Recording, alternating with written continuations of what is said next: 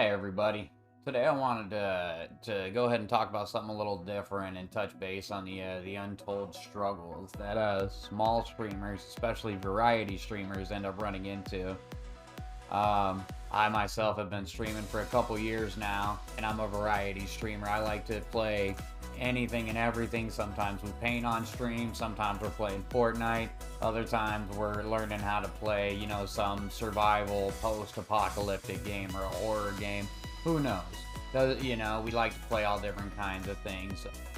But something that a lot of people don't talk about with variety streamers, or that's not really discussed, or you should think about before you start going that route, is the difficulty you have in visibility. The more you focus on one element, one game, one thing, say you have a camping channel or something like that, the easier it is to have the visibility for that.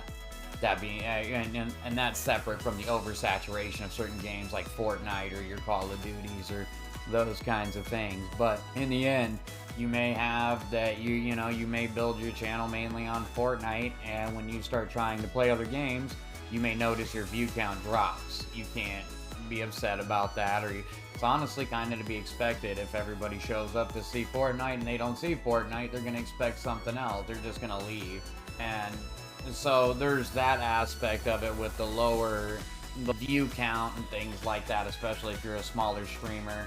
There's also the technical difficulties you may run into just being a smaller streamer, and you may be trying to play a game but you have no audio on or something like that. There's small streamers, especially variety streamers, you start reaching out into other venues or other games that don't necessarily have a lot of people. You may get a lot of trolls that show up. You've got to be able to deal with those trolls as well. Not all gaming communities are the friendliest. Some are more accepting and friendly than others, and other ones have a lot of hidden rules that you're expected to play by that you just may not know about because you're new to the game. Dead by Daylight being a perfect example. But in the end, you gotta remember, if you're a variety streamer or you pick something, or it doesn't really matter, if you're out there streaming, you gotta remember why you started streaming.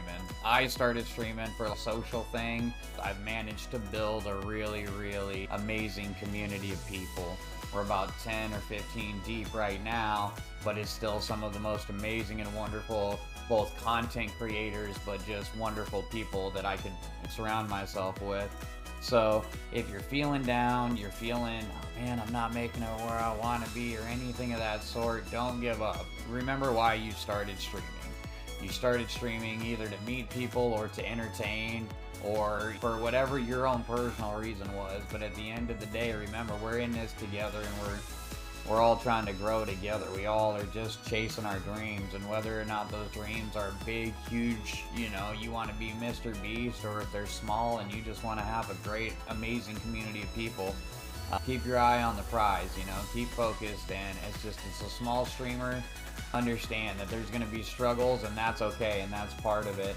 Doesn't mean that you're doing anything wrong. Is there opportunity for growth? Absolutely, and always. Does it mean you're failing? Not at all. So I just wanted to let you know, you're not the only one struggling. We're all keeping our head up. You should too.